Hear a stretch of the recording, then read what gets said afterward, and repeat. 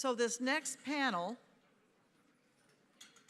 will discuss the unique role that Latin America as a supplier of food and the intricate links between agricultural productivity, conservation, and trade.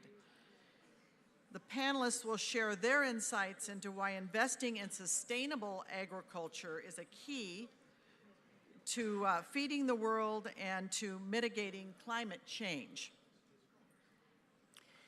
Did you know that Latin America contains a third of the world's arable land, a third of the world's freshwater resources?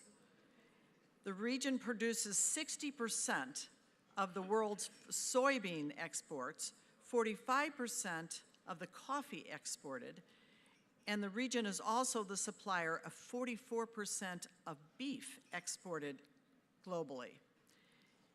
And the region is a global leader in no-till farming. And it was the first region to meet the Millennium Developmental Goal of cutting hunger in half by 2015. But challenges remain.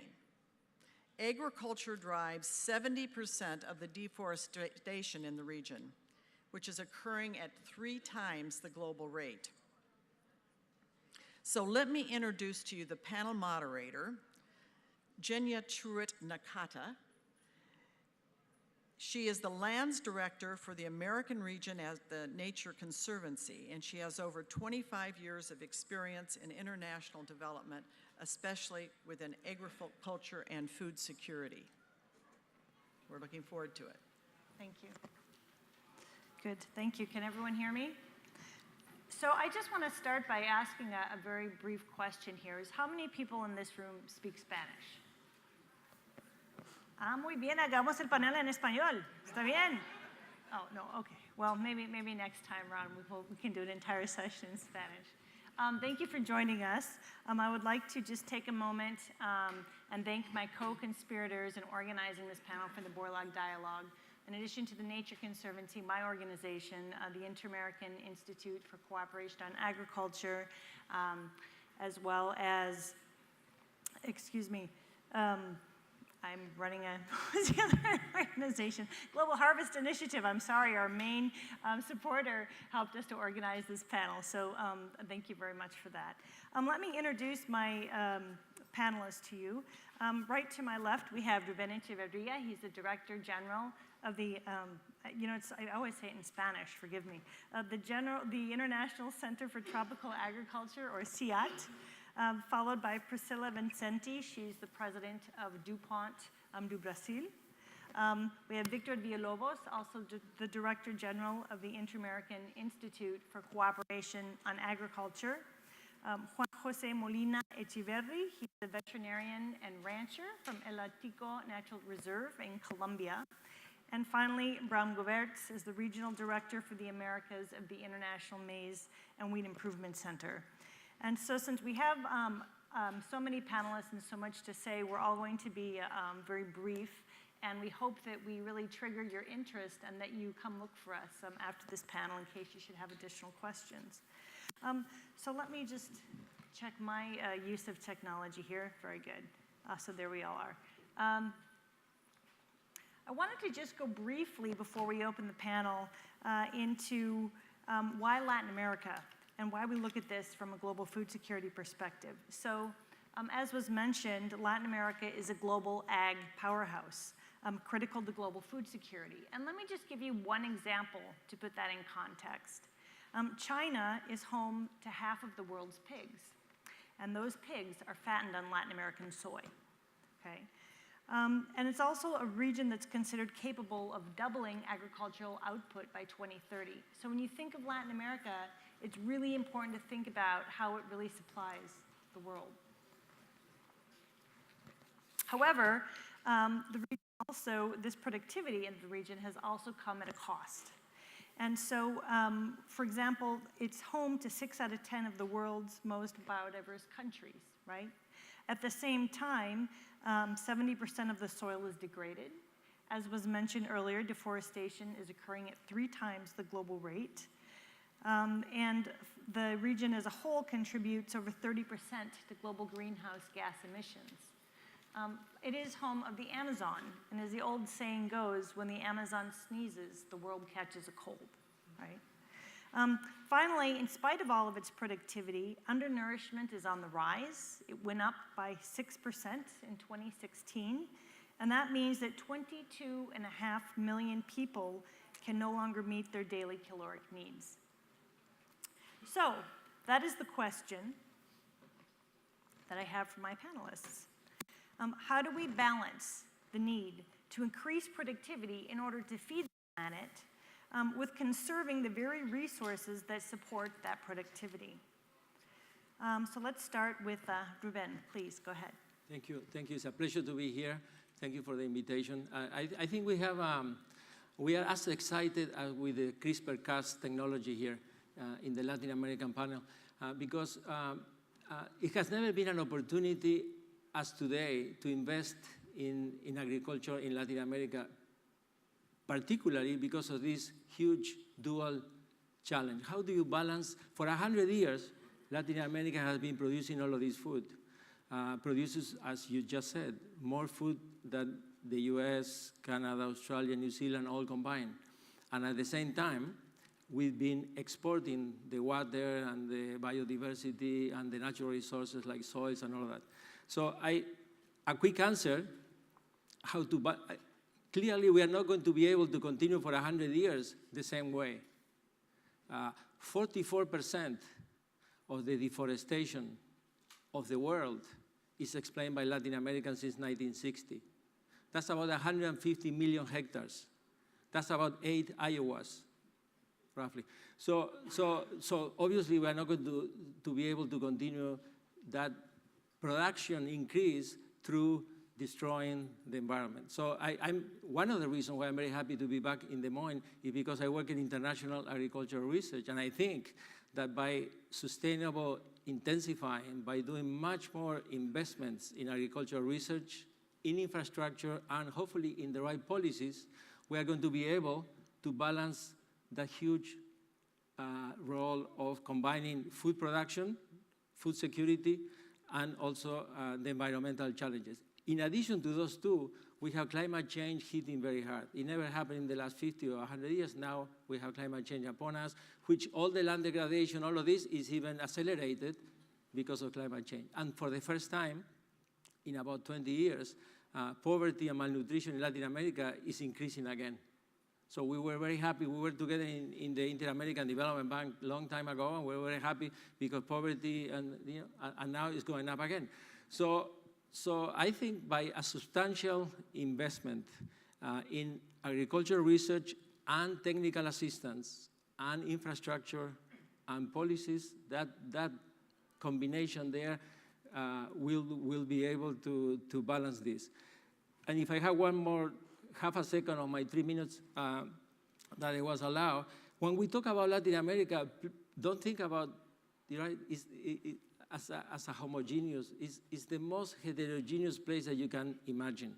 So all of this production that we are talking about, or 75 of this production, is coming from 3 countries. 48% from Brazil, 14% from Argentina, 12% from Mexico. So that's 75% just in 3 countries. So, and the rest may be food importers or independent where you're sitting. So it's a huge heterogeneity of who produces the food that we are talking about for the first challenge, which is continue to producing the food for food security. Now, if you are in Latin America, you are a little selfish and you may not be thinking about producing food to save the world. So to me, agriculture is a business, and it's the commercial sector, it's the private sector, plus research and other good combinations there that could help balance this dual role of producing more food without destroying the environment. Thank you. Thank you. Priscila. Yeah, so Latin America, I think its natural mission is food production. And we know that. We don't talk just grain, right? We talk grain, we talk sugar, energy, we talk energy crops, we talk fruits and vegetables, fresh fruits and vegetables, we talk cellulose. We talk a range of things, and I think it's the natural mission that the region has. It's also, as we said, 28 or 30% of arable land is there. Fresh water, 30% is there. But also, I think there is a can-do attitude. There is an entrepreneurial spirit. There is some vision that I think the countries have had in investing in pragmatic productivity improvement policies. And research, I think I agree completely with you, is key to the future. I think not just research funded by governments, like we've had great examples in Brazil, for example, with Embrapa, which I think has been doing wonders for the country, for improved productivity, improved sustainability, but also partnerships between the private sector and the public sector. And I think we were just here at the CRISPR-Cas panel, and I think a lot was talked about that. How can we collaborate to solve the two problems, I would say, or a problem and an opportunity? Expand the opportunity that we have, because we have fantastic natural resources that we can build upon. And how do we partner to also solve some of the challenges? And I think our natural mission of food production can also really create wealth. It can reduce poverty. It can, if you look at all of our sustainable development goals, you can check each one if we do this right. You can check absolutely every one of them if we do this right. And I think there's quite a lot of willingness to get it done. And I think it's not just by people in Latin America, but by the global community. Because agriculture is local, but really the impact is global. In food production, I think no nation is an island, as we all know. And so I think it's an opportunity that we have, everyone, together. Well, thank you. First, thank you very much for inviting me to participate in this panel along with these excellent panelists. We saw in one of the slides that Latin America is playing a more and more important role as a food supplier for the rest of the world for some specific products. In fact, some leaders in the region, particularly in South America, they consider that the region will become a breadbasket for feeding the world in the near future. And there are some reasons, there are some arguments that we can bring in order to support that assumption. Due to the time, I would like to perhaps to raise only two of them. One is human capital. We have very good farmers, and in fact, we have one farmer here. He will share with us how good things he do in Colombia. Good farmers that they understand how to comply with the rules and regulations in the international markets. They are good to compete. They understand those rules and regulations, and they are incorporating technologies in order to be more efficient. In that respect, they also recognize the importance of the adoption of agriculture to the climate change, for instance, which they are now, and we see that more often in most of the countries, mechanisms and technologies to better handling and soil conservation, for instance, or better technical systems for irrigation, and also how they can handle pests and diseases. That's along with the support of the national programs and the ministries of agriculture, they are able to reduce the use of chemicals using sound technologies of pest and disease control, not just only for the country, but also along with the support of the regional and international organizations. They are now willing and they have managed to have regional mechanisms to control disease and pests at the regional level, which is very important. There is also an important to recognize that these mechanisms through which they have access to technologies, they rely on the other element that I would like to bring, which is the national research institutes. Most of our countries, they have national research institutes, And they are playing an important role along with the farmers and private sector. In that respect, there are accompanying mechanisms and processes through which they can improve productivity with these national research institutes. As you mentioned, Embrapa in Brazil, INTA in Argentina, or INIFAP in Mexico, there are good examples how the combination of these research institutes with the funds being provided by the federal government and private sector, they are now incorporating new technologies and innovation in order to make them more efficient. However, I think one of the constraints, one of the challenge here is that this support is not distributed in all the farmers. So it is important now to consider that we need to have this assistance, these extension services, this accompanying in bringing technologies to the farmers, to the less developed and the poor farmers, which is the highest proportion. So it is a space that we have to work, not just only with the support of the government, but also the research institutes.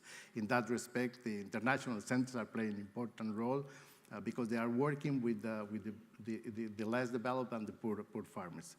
And finally, I think it's important to recognize that the region needs to increase productivity.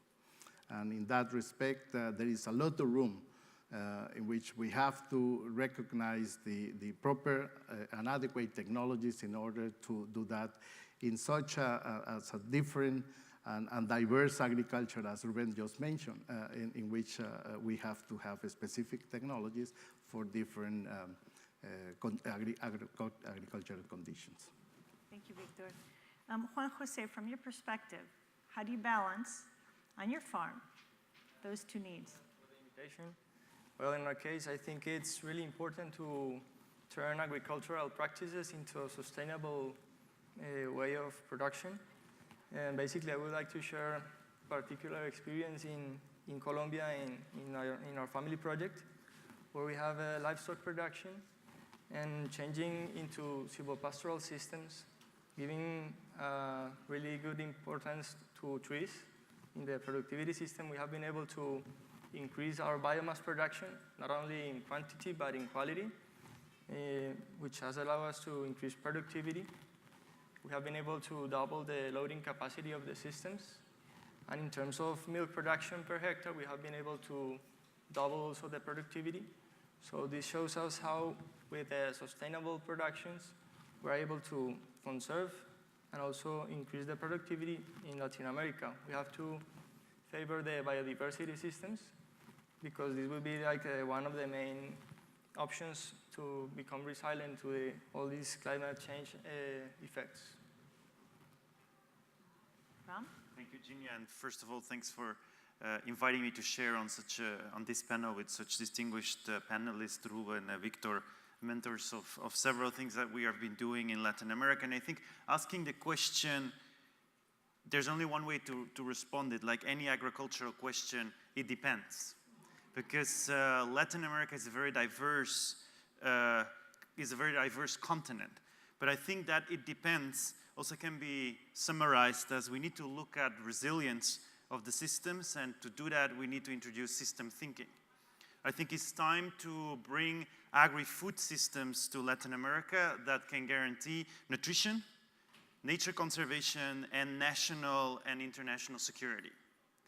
If we go for agri-food systems that can preserve and provide nutrition, that indeed means it's not only about volume, but it is about making sure that from the field, the right nutritious elements are generated that will be reflected in what the consumer, and the consumer can be a farmer or somebody living in a city, will be eating and consuming later on. In order to do that, we do indeed need to take it to the farmer, or rather innovate it with the farmer, and vertically integrate, let's say, science and knowledge, national research systems, but also traditional knowledge from farmers, and innovate from there. But I also would like to invite this crowd here to take it to the consumer and innovate together with the consumer so we can generate a real pool for sustainable agriculture in which, through big data systems, we can have data travel from the field all the way down through the value chain, supporting data, supporting the decision support systems, but also communicate that to that consumer so he can make a better informed decision and that way vertically integrate. It's a bit like what we are doing thanks to an investment from the Mexican government in the project we have in Masagro, where 300,000 farmers are now innovating on 1 million hectares with new knowledge, new seed, new production systems like conservation agriculture, but also where we're generating now a platform for public-private investment towards that pool for sustainable agriculture. Agri-food systems for nature conservation, that obviously means that we have to give value to biodiversity, but also that we have to generate a system that can optimize production, yes, but also can look at the farmer as the system thinker in excellence and in essence, that can actually serve landscape preservation, that can actually work with natural resources. It's no surprise that when we look for farmers and think and start thinking in their system elements, that also brings us to agri-food systems for national and international security. If we can reduce the gap between those that know and don't know, the gap between those that have and do not have, we can reduce risk and we can reduce conflict in the world. In the end, it's about business continuity for the planet, business continuity for a country, but also business continuity for the farmer family and its well-being. Like Borlaug said, no peace on empty stomachs, no well-being on empty stomachs, no happiness on empty stomachs. I'd like to just take the panel back around to pick up on a couple of those topics that you introduced. Priscila, particularly looking at DuPont and the work that you do in Brazil, one of the things we know about Brazil is that of all the countries in Latin America, they invest more in research and development. However, it's still only about half the rate of the OECD countries, roughly. And so it's not where it needs to be, as even though it's high compared to the others. So this is a potential impediment to some of the, the key work, the key investments that need to take place there. And on top of that, if we couple that with some of the subsidies, particularly in Mexico and other countries, and you look at how those are targeted, they're not targeted to supporting farms like El Hatico. They're targeted to more of your traditional, more of your, and so looking at just kind of those two elements, what is it that DuPont, like if you could give your recommendations to the government, like what kinds of policies and investments in the case of Brazil? Okay, so maybe I should just remind that as of September 1st, Dow and DuPont have merged, so now we're called Dow-DuPont. And what is great about that is that it gives us a fantastic outlook into the future. And we defined as really our purpose, going forward, that our purpose is to enrich the lives of those who produce, those who consume, for generations to come. So I think there are a few elements here that I think are very important, because when you make that commitment publicly, I think you are really committing to work not just on the production side and productivity side, not just the consumer side, but looking at the whole value chain, all the way to the food production. And also when you have an element that says for generations to come, there is a significant component of sustainability. It's not for this season, or 2 seasons, or 3 seasons. It's for the long haul. So you need to do lots of things right to be able to earn that for the long haul, and that's the commitment. So just want to kind of put a parenthesis out there. But the 2 companies that have merged have had significant investment in research and development, and I'll use Brazil, in Latin America in general, but I'll use Brazil and a bit more of my experience with coming from the legacy DuPont company. So we've been in Brazil for 80 years in agriculture, playing a significant role in understanding agriculture at the customer or at the farmer by farmer, large and small. What are the issues? What are the needs, current and future? And really our role is one of science, and it's one on innovation. It's one to really, as I said, bring ourselves or bring in partnership solutions that will make that difference in productivity, in how well we need to solve sustainability issues as we bring new tools, to solve new problems or improve livelihoods, anywhere. So DuPont has had, for example, over 10 research stations in Brazil alone, and that means that we have, quite a bit of state-of-the-art, I would say, in bringing technology and developing technology locally. And we have a number of fantastic scientists, engineers, and agronomists whose sole purpose every day is to solve local problems in agriculture. And I think it's sometimes we kind of bring a new solution. And I was just looking at the minister right here in front of me, Alison Paulinelli, who we had the pleasure to be traveling together a few months ago.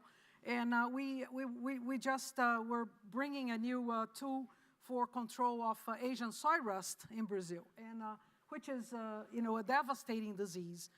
And sometimes we talk about the performance of a fungicide, and you kind of miss, you don't grasp the totality of the impact that some of those tools have in a country that produces quite a lot of soybeans, but that sometimes we don't feel the whole impact that a new tool would have to control a devastating disease like that. So during our trip, I remember some of our colleagues, Minister, indicated that this is not a tool. This is something that goes beyond that. And if you look at $100 billion per year in the soybean value chain in Brazil, that's the value we're talking about. 7.5 million jobs impacted directly or indirectly by soybean production in Brazil. 2,000 cities. If soybean didn't exist, they probably wouldn't have their livelihoods. So sometimes we kind of think of our tools and we miss the big picture. And I think that's a great example of how technology can really be brought and have a role to play as we try to address all of those important issues. So let's go from Brazil to Colombia. And I just want to ask Juan Jose, I mean, your farm, I had the pleasure to visit about 3 weeks ago now.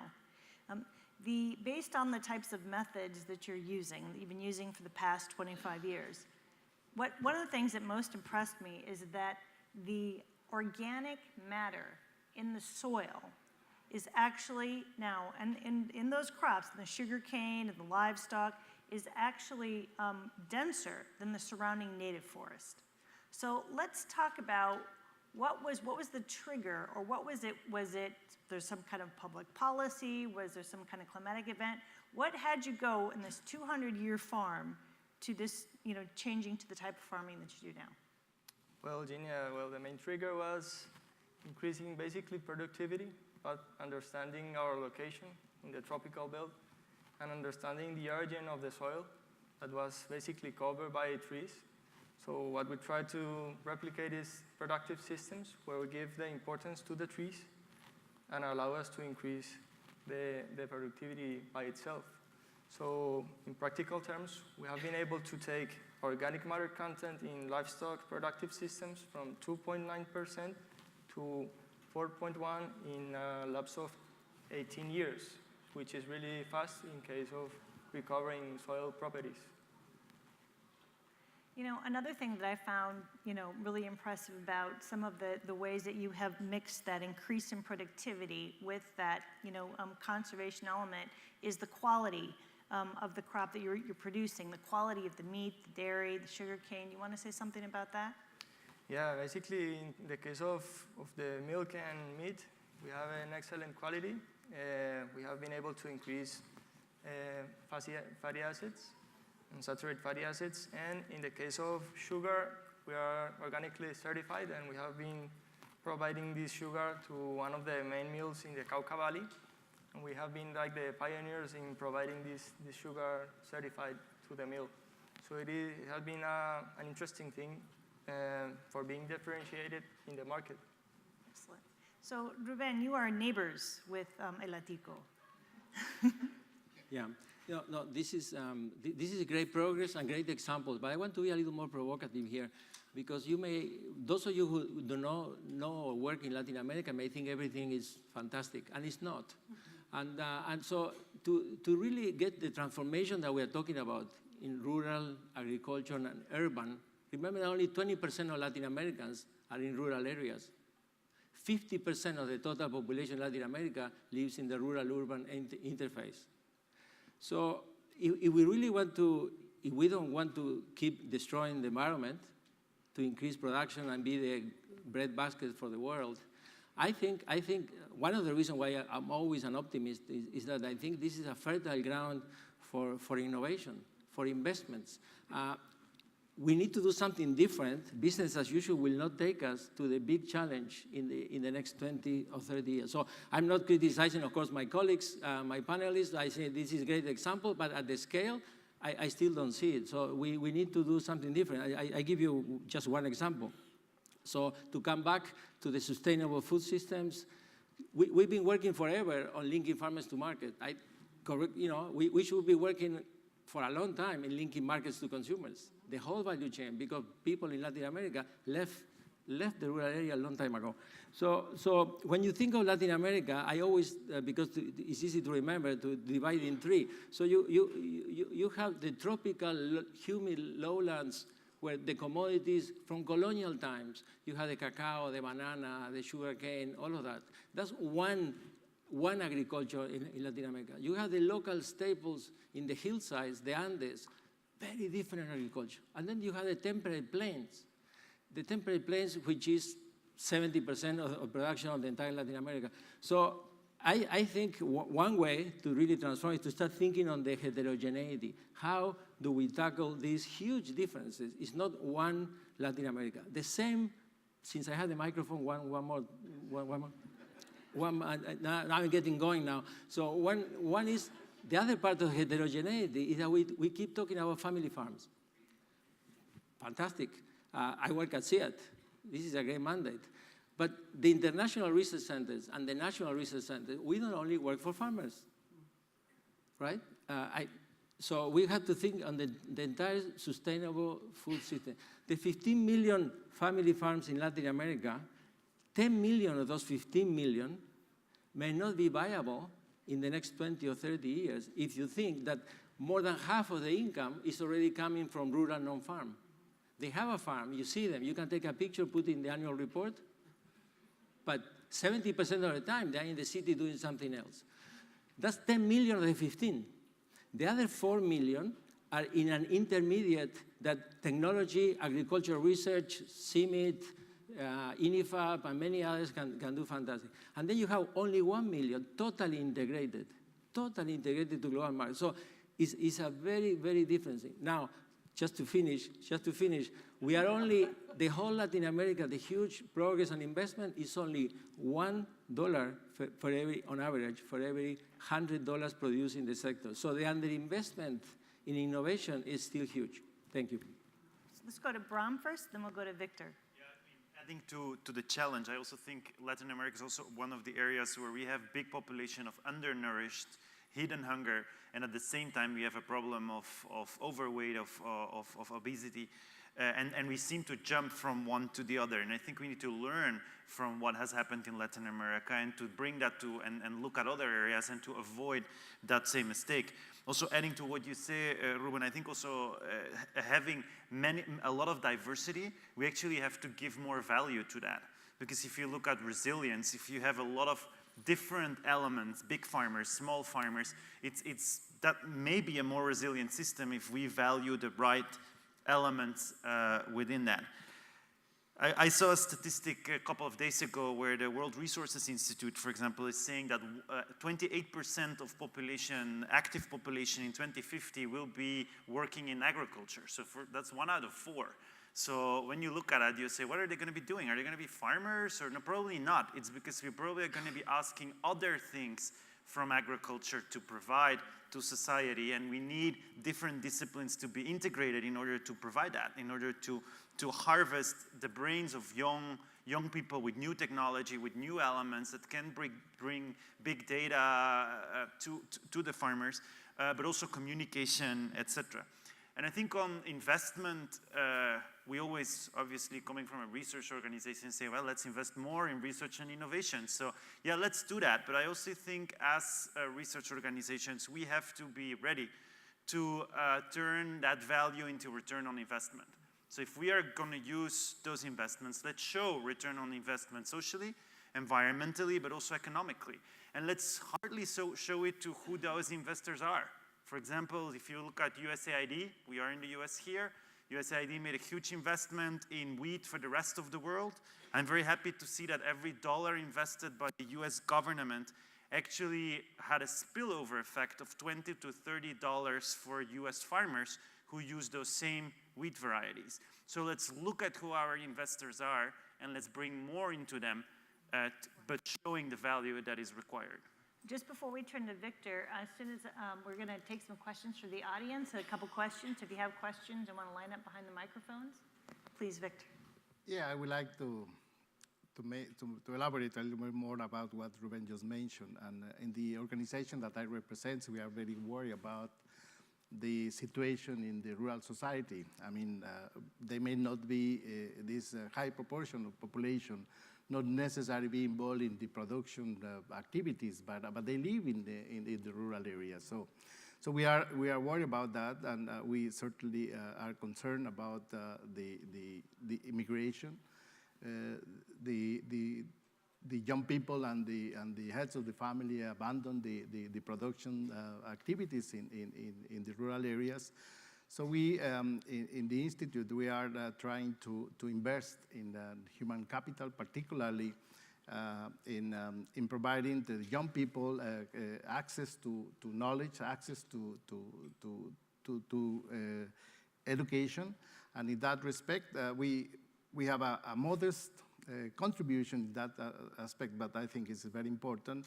We signed an agreement with the government of Mexico 5 years ago, and to provide the scholarships for young people that can study in the universities in Mexico, master's and doctor degrees. So after 5 years, we have 1,208 students being in this program, and about 250, a little more than that, already finalized their postgraduate studies, and they are back in their own countries from all Latin American and Caribbean countries. And we are providing follow-up, and there we are trying to incorporate them to some local projects and programs in order to bring knowledge and also to incentive the communities to have the opportunity to bring this knowledge and eventually to improve the standard of living of the society. So that's more or less what we are doing now. So let's see, is there it's a little hard to see here. Is there someone with a question over here? Can you just state your name, please, and question briefly? Hello, my name is Vivian Bernal. I am a PhD student at Virginia Tech. My question is how to improve the technology transfer between Latin American countries, different than Argentina, Brazil, or Mexico. Do you have any specific strategy that is proposed? Thank you. I'm sorry, it was how to do what? It's a little bit hard to hear you. Knowledge exchange. Okay, thank you. Let's take another question. Hello, this is Ilse Huerta. I am a PhD student in Ag and Extension Education, Penn State, and originally from Mexico. I actually have two questions, but I don't know if I will have that time or not. One of them is like, as we are talking about how we see the potential of Latin America and the arable land that we have and all that, the potential for agriculture, there's also other eyes looking at, the potential of industrialization, not of agriculture, but like, carry industries and all that. I think this is like another threat that, like for agriculture, because there's a lot of loss of arable land for agriculture and, conservation of the land. So I guess my question is like, I don't know if it's a good one. How do you see, like the policy support for the conservation of arable land in Latin America. But I don't know if I have a chance for the other question. Just take one for now, but please feel free to find us afterwards. Thank you. Okay, let's just take those two for now. Who wants to take the knowledge exchange question?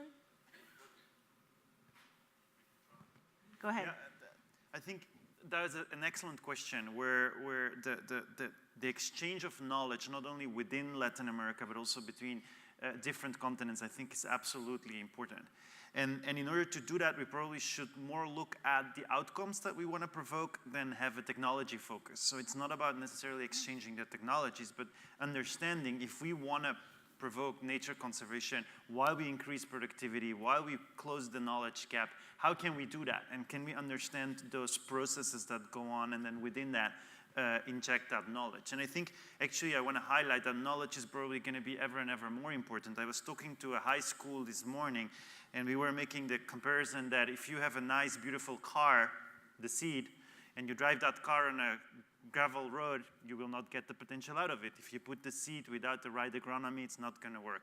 If you give the car to a 6-year-old, he's probably going to, even on a nice road, going to crash it into the first obstacle that you find. So you need capabilities. You need seed, agronomy systems, working systems around it, and a farmer who knows. But even if you know how to drive a car, you have the paved road, and I give you earplugs and a dark glasses so you don't see, you're going to say, that's unfair, I'm still going to crash the car. Today, there's millions of smallholder farmers that are actually in that situation. They have a car, they have a paved road, they have capabilities, but we're giving them earplugs and dark glasses because we're not making that knowledge stream transparent. So I think that radical transparency to exchange that knowledge from pre-competitive space where public and private sector can collaborate, where international centers, their role, and IICA has played an exemplary role in that, is to actually integrate the knowledge from the national systems, and actually the national systems to bring that knowledge into that international knowledge cloud, if you want to say it like that. I think that can really provoke a revolution. Does anyone want to take the question on arable land, or did you want to build on that one? Going to build on what he said. I think it's absolutely critical. That's again the knowledge transfer. Bringing the technology is just a small part of it. Is understanding the problem and how the technology applies to that specific problem, one farmer at a time. I think we've had some programs with USAID in Ethiopia that we now want to bring to some countries in Latin America, including Mexico, targeting 200,000 farmers, smallholder farmers. And in a period of time, we see a huge difference. And it's not just giving them a hybrid seed, it's the agronomic, it's understanding what you do with it and what are the other practices, including the business practice. What do you do with your harvest? And I think what we've seen is you make a difference. How we, again, continue to have those partnerships and expand that, not, whatever works here, let's try to see if we can expand elsewhere. And that's, a little bit of the road we're on right now. Is that yours or mine? It's yours. Okay. On the topic of arable land, I would just say, for those of you who aren't familiar, Brazil Forest Code is the most ambitious of the codes. It really works to protect the forest while really supporting that increase in productivity. And how they do it is that depending on where you live, there are distinctions into how much of your farm you actually have to set aside for conservation.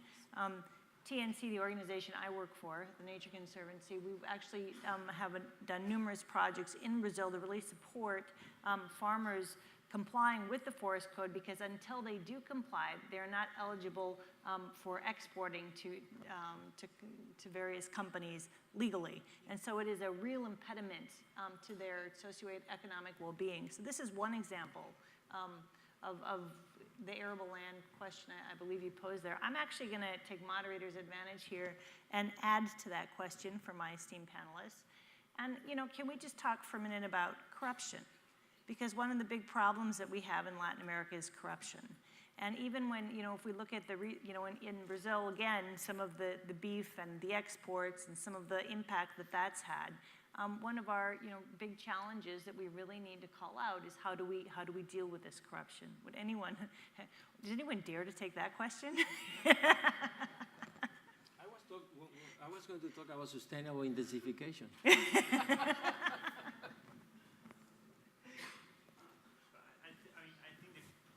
I mean, asking the question is already very brave, so thanks for that.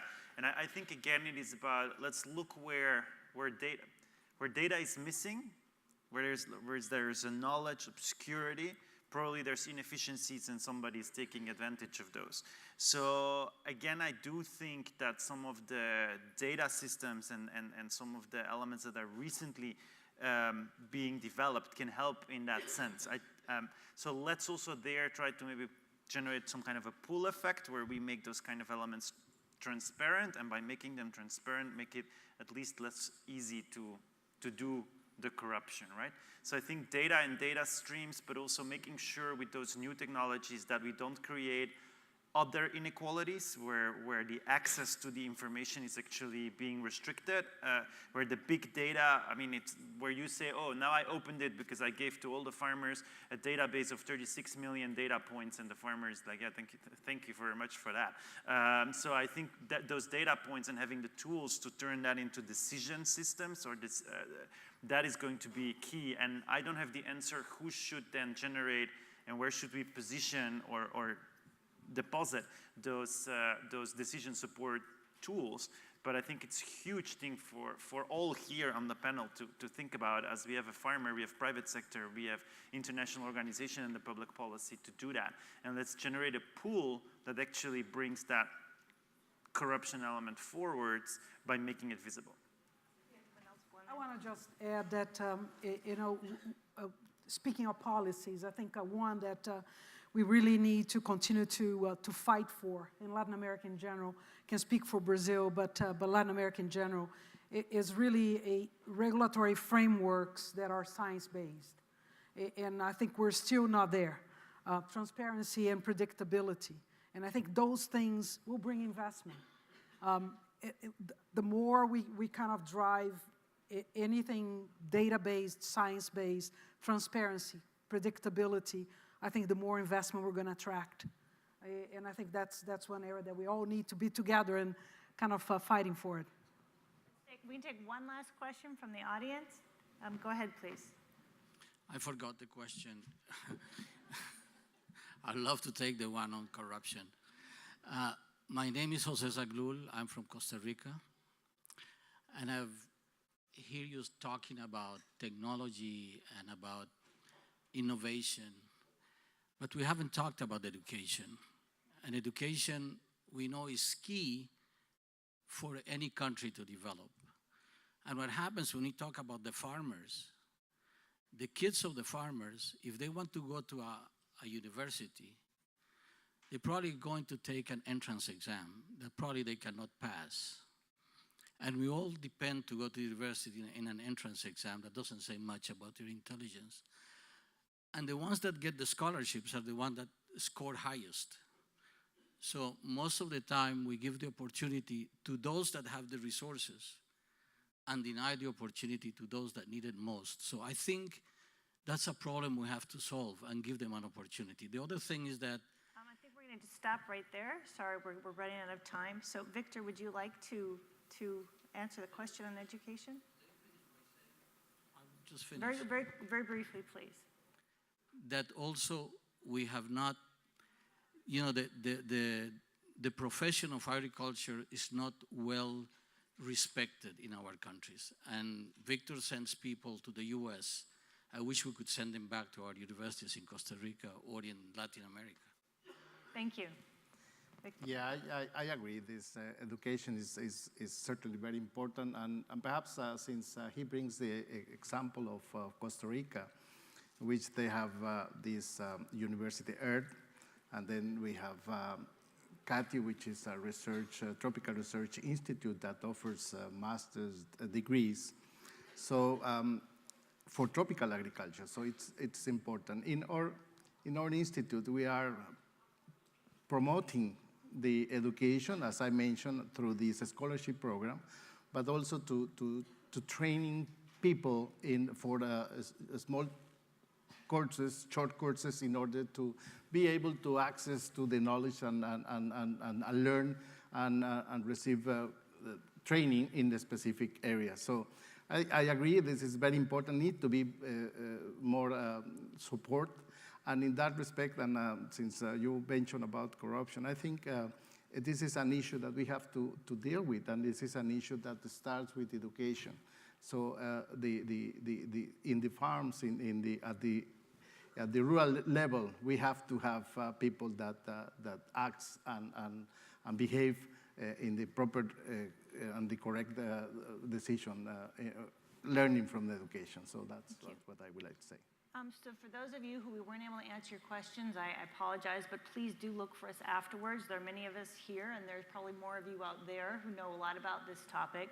I'm going to give the panelists, and myself included, just 30 seconds to do one last intervention, and I would like to ask you, if there is one reason why people who don't work with Latin America, don't even quite know exactly where Brazil is on the map, if there's one reason they should care about the Latin American region, what is it? Bram. But I think Latin America has huge potential, so that's the answer. There's huge potential for resilience, there's huge potential to build this dream of integrating natural resources and agriculture. If there's anywhere where those two communities are starting to come together, it's there. So I would just say, come for that, and if it's not for that, there's wonderful food. Juan Jose. I would say that we have to promote, we have the capacity to promote systems, biological systems that can enhance recycling, integrated systems that can promote more sustainable production. And I would say that we have the capacity to propose systems that are adapted and are capable of mitigating climate change conditions. Victor?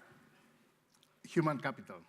I would like to stress that we need new generations that not just only understand agriculture, but also live and love this activity. We need these new generations to understand and live and make a decent life through agriculture, yes.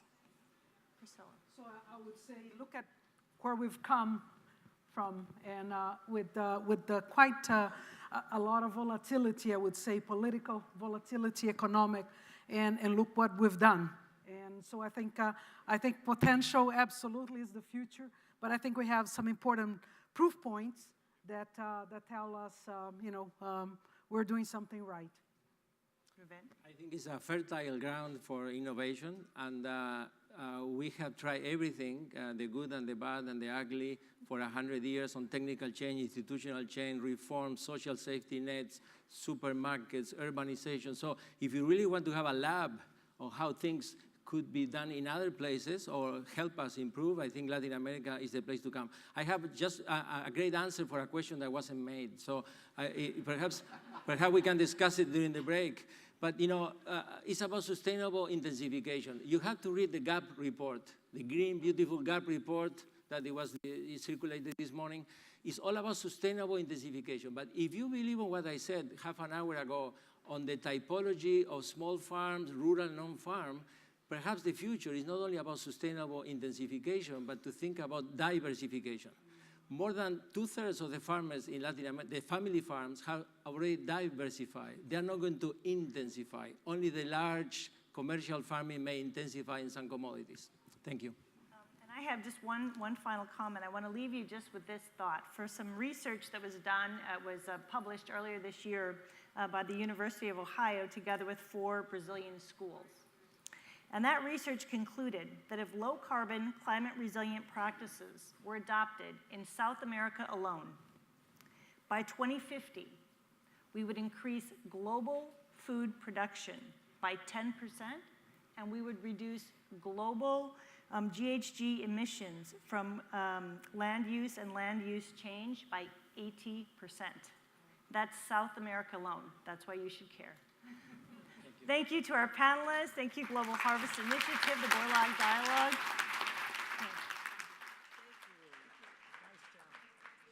Thank you all very much.